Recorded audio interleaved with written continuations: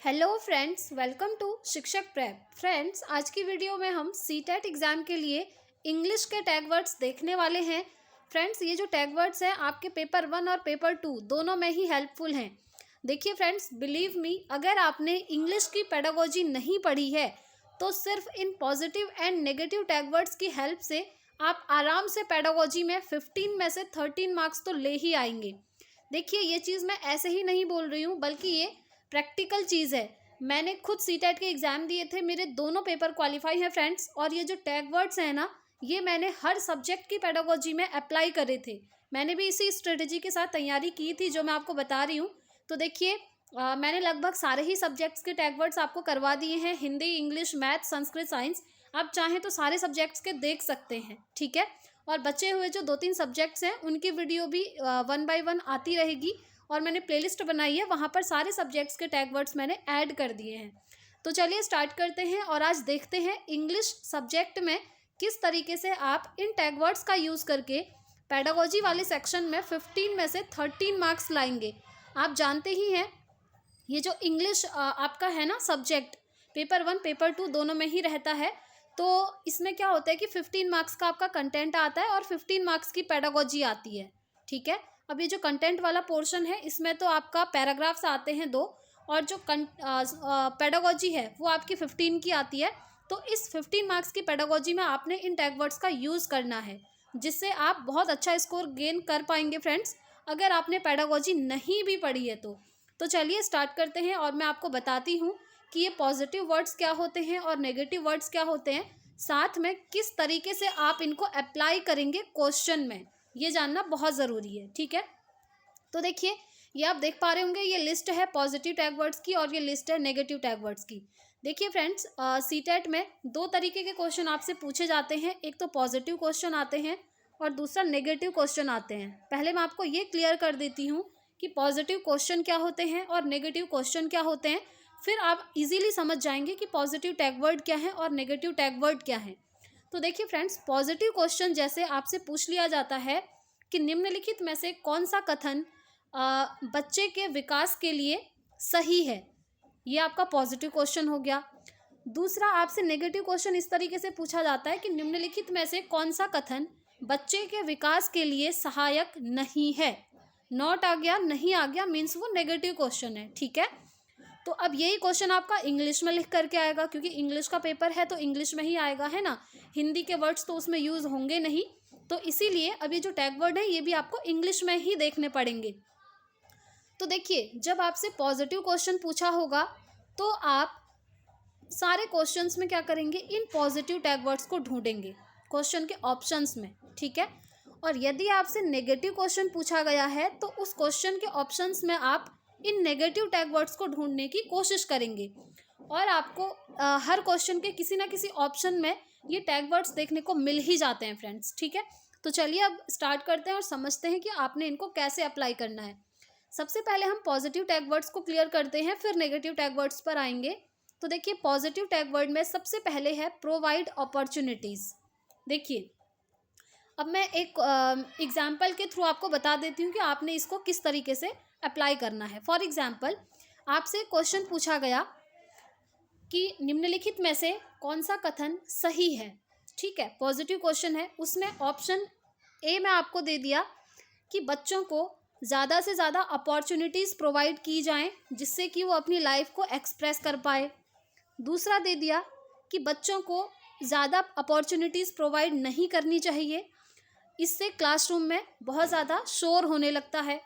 C option आपको दे दिया कि ए और बी उपर्युक्त दोनों कथन सही हैं, और डी ऑप्शन दे दिया कि इनमें से कोई भी कथन सत्य नहीं है। अब आप कौन से ऑप्शन पर टिक करेंगे बताइए।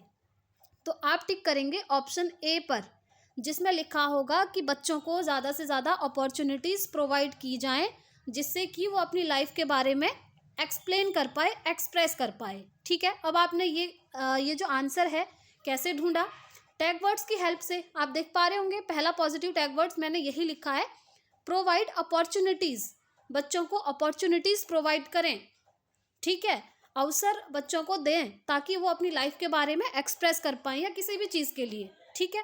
तो इस तरीके से आपने उस क्वेश्चन के ऑप्शन में देखा कि ए ऑप्शन में ये पॉजिटिव टैग वर्ड लिखा है, तो आप ए ऑप्शन को टिक कर देंगे, आपका 1 नंबर यहाँ पर कंफर्म हो जाएगा। ठीक है, तो इस तरीके से आप इन टैग वर्ड्स को यूज़ करेंगे। चलिए अब नेक्स्ट टैग वर्ड देख लीजिए, चाइल्ड सेंटर्ड लर्निंग। अब आपसे कोई क्वेश्चन पूछा है और जो 4 ऑप्शन रहेंगे आपके सामने, उसमें से किसी ऑप्शन में लिखा है कि चाइल्ड सेंटर्ड लर्निंग, तो आप सीधे उसे टिक कर दीजिएगा, वो आपका बिल्कुल सही हो जाएगा ऑप्शन। ठीक है, क्योंकि जो लर्निंग होती है, अधिगम होता है, वो बाल केंद्रित होता है, बच्चे के अकॉर्डिंग बनाया जाता है। ठीक है, पेडागोजी वाली क्लासेस में मैंने ये सारे कॉन्सेप्ट आपको करवाए भी हैं डिटेल में। नेक्स्ट पॉजिटिव टैग वर्ड है हैबिट फॉर्मेशन। कोई क्वेश्चन आपसे पूछा है और उसके ऑप्शन में कहीं पर आपको दिख रहा है हैबिट फॉर्मेशन लिखा है, तो आप उसे सीधे टिक कर देंगे, आपका वो बिल्कुल सही हो जाएगा। ठीक है, नेक्स्ट है child's language is a resource. ठीक है, आपसे कोई क्वेश्चन पूछा है, उसमें किसी ऑप्शन में लिखा है child's language is a resource, मतलब जो बच्चे की भाषा होती है वो एक संसाधन का काम करती है, रिसोर्स का काम करती है। ठीक है, तो ऐसा अगर आपको कहीं भी दिख रहा है तो आप उसे टिक कर दीजिएगा, वो बिल्कुल सही हो जाएगा आपका ऑप्शन। नेक्स्ट है रियल लाइफ इंटरेक्शन। कोई क्वेश्चन पूछा है, उसके ऑप्शन में लिखा है रियल लाइफ इंटरेक्शन, बच्चा वास्तविक जीवन में अंतःक्रिया के द्वारा सीखता है। इस तरीके से अगर कहीं भी लिखा है ऑप्शन में, तो आप उसे सीधे टिक कर दीजिएगा, क्योंकि ये एक पॉजिटिव चीज़ है और वो आपका सही हो जाएगा। नेक्स्ट देखते हैं friends positive tag word personal response question. ठीक है, कोई क्वेश्चन आपसे पूछा है, उसके किसी ऑप्शन में लिखा है पर्सनल रिस्पॉन्स क्वेश्चन, तो आप उसे सीधे टिक कर दीजिएगा, वो आपका बिल्कुल सही हो जाएगा। नेक्स्ट है इंगेज लर्नर्स, यानी कि बच्चों को इंगेज करना। तो कोई क्वेश्चन पूछा है आपसे और किसी ऑप्शन में लिखा है इंगेज द लर्नर्स या इंगेज लर्नर्स, तो आप उसे सीधे टिक कर दीजिएगा, वो आपका सही हो जाएगा। अब आप कहेंगे कि इसका मतलब हमको पॉजिटिव और नेगेटिव टैग वर्ड्स रटने पड़ेंगे, याद करने पड़ेंगे। तो देखिए, मैं बोलूँगी रटना नहीं है। ठीक है, क्योंकि कोई भी चीज़ आप रटते हैं तो फिर भूल जाते हैं, वहाँ जाने तक होती हैं चीज़ें। तो आपने करना क्या है, देखिए जो चीज़ मैंने करी थी मैं आपको भी वही चीज़ बताऊंगी। आप ये टैग वर्ड्स के लिस्ट देख रहे हैं, पहले तो ये पूरा वीडियो देख करके ये समझ लीजिए कि ये टैग वर्ड्स क्या हैं, इनका क्या मतलब है और आपने कैसे यूज़ करना है। जब ये पूरी वीडियो आप देख लेंगे ना फ्रेंड्स, उसके बाद आप क्या करेंगे, नोटबुक उठाइए और वहाँ पर सारे सब्जेक्ट के अलग अलग टैग वर्ड्स नोट करके लिख दीजिए। सारे सब्जेक्ट्स के टैग वर्ड्स मैं आपको बता रही हूँ फ्रेंड्स, आई थिंक कोई और आपको इस तरीके से नहीं बता रहे हैं सारे सब्जेक्ट्स के। हाँ, लोग टैग वर्ड्स आपको बता देते हैं सारे सब्जेक्ट के मिक्स करके, बट हर सब्जेक्ट में टैग वर्ड्स थोड़ा सा अलग अलग होते हैं, इसीलिए मैं आपको सब्जेक्ट वाइज करवा रही हूँ। तो आपने क्या करना है, इन टैग वर्ड्स को नोट डाउन करना है। नोट डाउन करके आप अपने रूम के वॉल में इनको चिपका दीजिए। उसके बाद क्या होगा ना, जब भी आप रूम पर चलेंगे या आपकी नज़र पड़ेगी, ऐसी जगह पर चिपकाइए जहाँ पर बार बार आपकी नज़र पड़े, और देखते देखते आपको वो लर्न हो जाएंगे फ्रेंड्स। आपको बस इनको समझना है और अपनी वॉल पे चिपकाना है, और जब भी आपकी नज़र पड़ेगी आपके दिमाग में उसके बाद वो बैठ जाएंगी, आपको रटना नहीं पड़ेगा। ठीक है, तो इस तरीके से ये चीज़ फॉलो करके आप लर्न कर सकते हैं। नेक्स्ट पॉजिटिव टैग वर्ड देख लेते हैं मोटिवेट द स्टूडेंट्स। किसी क्वेश्चन के ऑप्शन में लिखा है कि बच्चों को मोटिवेट करना या मोटिवेट द लर्नर्स, तो वो आपका बिल्कुल सही हो जाएगा, आप उसे टिक कर दीजिएगा। नेक्स्ट देखते हैं यूज़ ऑफ डिफरेंट अप्रोच। ये तो बहुत इंपॉर्टेंट है, बहुत ज़्यादा इंपॉर्टेंट। काफ़ी बार ये टैग वर्ड हमको देखने को मिलता है। देखिए, कोई क्वेश्चन है, उसके किसी ऑप्शन में लिखा है कि डिफरेंट अप्रोच के द्वारा बच्चों को पढ़ाया जा रहा है। ठीक है, यानी कि अलग अलग टीचिंग मेथड्स यूज़ करी जा रही हैं, अलग अलग डेमोन्स्ट्रेशन मेथड यूज़ करी जा रही हैं बच्चों को पढ़ाने के लिए, यानी कि डिफरेंट अप्रोच का यूज़ जिस भी ऑप्शन में आपको दिख जाए आप उसे सीधे टिक कर दीजिएगा, वो आपका बिल्कुल सही हो जाएगा। नेक्स्ट है मिस्टेक आर गुड। देखिए, अब आप कहेंगे कि मिस्टेक्स जो होती हैं वो तो नेगेटिव चीज़ है, बट मैं आपको क्लियरली बता दूं फ्रेंड्स, मिस्टेक नेगेटिव नहीं होती है, बल्कि मिस्टेक पॉजिटिव चीज़ होती है। किसी भी क्वेश्चन के ऑप्शन में अगर लिखा है ना कि बच्चा गलतियां कर रहा है, तो वो आपका बिल्कुल सही होगा, पॉजिटिव चीज़। गलतियां करके ही बच्चा सीखता है। ठीक है, तो आप जानते ही हैं कभी भी ऐसा नहीं होता है कि आप बच्चे को कुछ सिखाओ, बच्चे को ही नहीं इवन हम लोग भी देख लें, ऐसा नहीं है कि एक बार पढ़ा वो हमें हमेशा के लिए याद रहेगा। त्रुटियां गलतियां हम सभी से होती हैं, जब हम गलतियां करते हैं उसके बाद ही चीज़ों को सीखते हैं। ठीक है, तो जो गलतियां होती हैं वो अच्छी मानी जाती हैं, ये पॉजिटिव चीज़ है। तो किसी भी क्वेश्चन के ऑप्शन में लिखा है कि मिस्टेक्स आर गुड, तो आप उसे टिक कर दीजिएगा, वो बिल्कुल सही होगा। नेक्स्ट है आपका मिस्टेक्स डिस्कस विद क्लास, यानी कि बच्चे जो मिस्टेक करते हैं उसको डिस्कस करना चाहिए क्लास में और बच्चों के साथ भी, ठीक है, और ये एक पॉजिटिव चीज़ होती है। नेक्स्ट कॉन्टेक्स्ट या मैनी। देखिए अब आपसे कोई क्वेश्चन पूछा है ना, उसके किसी ऑप्शन में लिखा है कॉन्टेक्स्ट या लिखा है मैनी, तो आप उसको ढूंढिएगा, ठीक है। जैसे कोई भी क्वेश्चन आपसे पूछते हैं ना पेडागोजी में, तो आप क्या करिए कि सीधा उसके टैग वर्ड्स पर जाइए, पहले क्वेश्चन पढ़िए, उससे आपको ये पता चलेगा कि क्वेश्चन पॉजिटिव पूछा है या नेगेटिव। अगर पॉजिटिव पूछा है तो आप इन टैग वर्ड्स को दिमाग में रखते हुए उनमें टैग वर्ड्स ढूंढिए, ठीक है। इन पॉजिटिव टैग वर्ड्स में से आपको जो भी मिलेगा आप टिक कर देंगे। जैसे अगर आपको मिल गया कॉन्टेक्स्ट या मैनी, तो आप उसे टिक कर दीजिए, वो आपका बिल्कुल सही हो जाएगा। नेक्स्ट है फ्रेंड्स इम्पैथी। देखिए दो चीज़ें होती हैं, एक होता है इम्पैथी और दूसरा होता है सिंपैथी। तो अगर किसी क्वेश्चन के ऑप्शन में आपको दिख गया इम्पैथी, तो वो पॉजिटिव चीज़ होती है, उसे आप टिक कर दीजिएगा, वो आपका बिल्कुल सही हो जाएगा।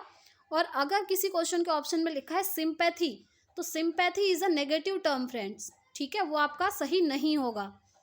नेक्स्ट है कंस्ट्रक्टिव क्लासरूम, यानी कि सृजनात्मकतावादी क्लासरूम, कक्षा कक्ष जिसको हम बोलते हैं, जहाँ पर बच्चे नई नई चीज़ों की खोज करते हैं, नई नई चीज़ें सीखते हैं। तो क्लासरूम को कैसा बनाना है टीचर ने, कंस्ट्रक्टिव बनाना है, सृजनात्मक बनाना है, ठीक है। तो किसी भी क्वेश्चन के ऑप्शन में अगर लिखा है कि कंस्ट्रक्टिव क्लासरूम, दैट मीन्स उसे आप टिक करेंगे, वो बिल्कुल सही हो जाएगा आपका। नेक्स्ट है डाइवर्जेंट थिंकिंग। देखिए थिंकिंग दो प्रकार की होती है, एक डाइवर्जेंट होती है, एक कन्वर्जेंट होती है। तो जो डाइवर्जेंट थिंकिंग होती है उसे हमेशा पॉजिटिव और अच्छा माना जाता है। डाइवर्जेंट थिंकिंग मतलब होता है जैसे जब बच्चा अलग अलग दिशाओं में सोचता है, एक क्वेश्चन के जब मल्टीपल आंसर्स होंगे ना, तो वो आपका डाइवर्जेंट थिंकिंग के अंदर आता है। और अगर एक क्वेश्चन का एक ही आंसर होगा तो वो कन्वर्जेंट थिंकिंग के अंदर आता है। अब जैसे डाइवर्जेंट थिंकिंग के लिए एक क्वेश्चन का मैं आपको एग्जांपल देती हूँ। जैसे टीचर ने बच्चों से पूछा कि हम जिस कंट्री में रहते हैं उसकी कुछ विशेषताएं बताइए, तो हर बच्चा अलग अलग विशेषता बताएगा और अलग अलग तरीके से सोचेगा, है ना। तो यहाँ पर मल्टीपल आंसर निकल करके आएंगे, यहाँ पर बच्चे की डाइवर्जेंट थिंकिंग यूज़ हो रही है। वहीं पर अगर कन्वर्जेंट थिंकिंग की बात करें तो कन्वर्जेंट क्वेश्चन इसमें जैसे टीचर ने बच्चे से पूछा कि हमारे देश की राजधानी क्या है।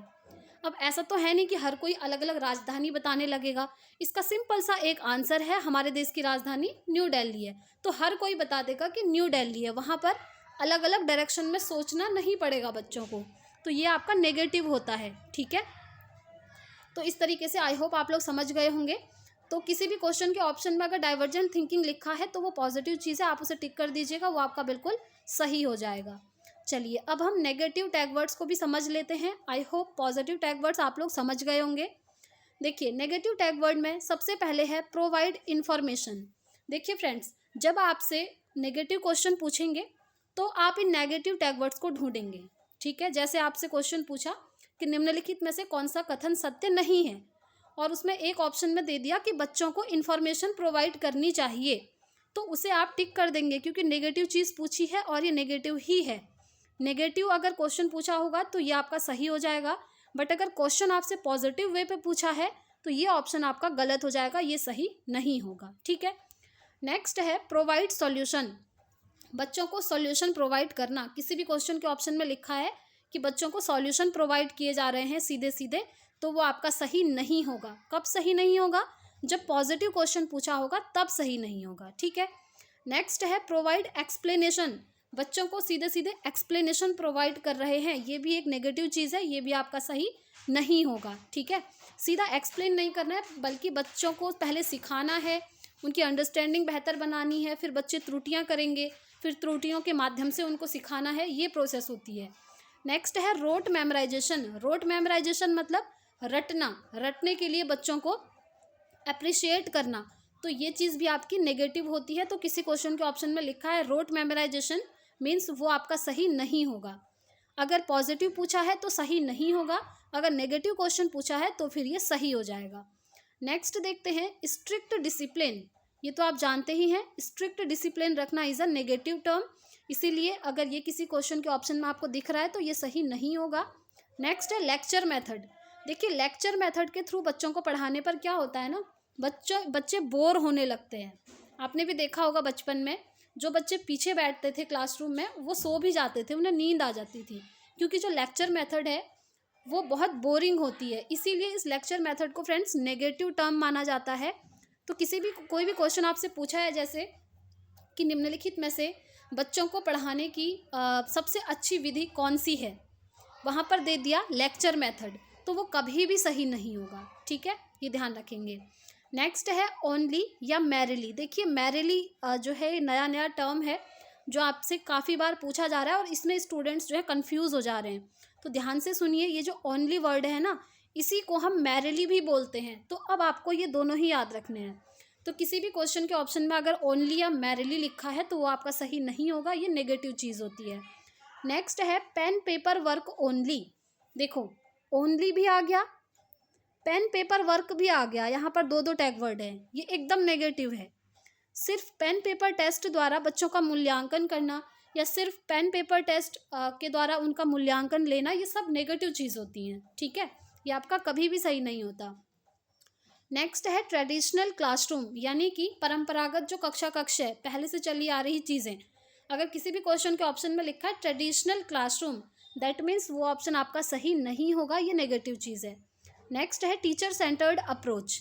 देखिए child centred approach is a positive term but teacher centred approach is a negative term. याद रखिएगा, किसी भी क्वेश्चन के ऑप्शन में अगर लिखा है कि टीचर सेंटर्ड अप्रोच यूज़ करनी चाहिए तो वो आपका हमेशा गलत होगा, वो सही नहीं हो सकता, क्योंकि जो अप्रोच होती है ना वो चाइल्ड सेंटर्ड यूज़ करनी होती है, ना कि टीचर सेंटर्ड। ठीक है, नेक्स्ट देखते हैं ऑफर गाइडेंस। बच्चों को गाइडेंस ऑफर करना, ये भी आपका नेगेटिव चीज़ है।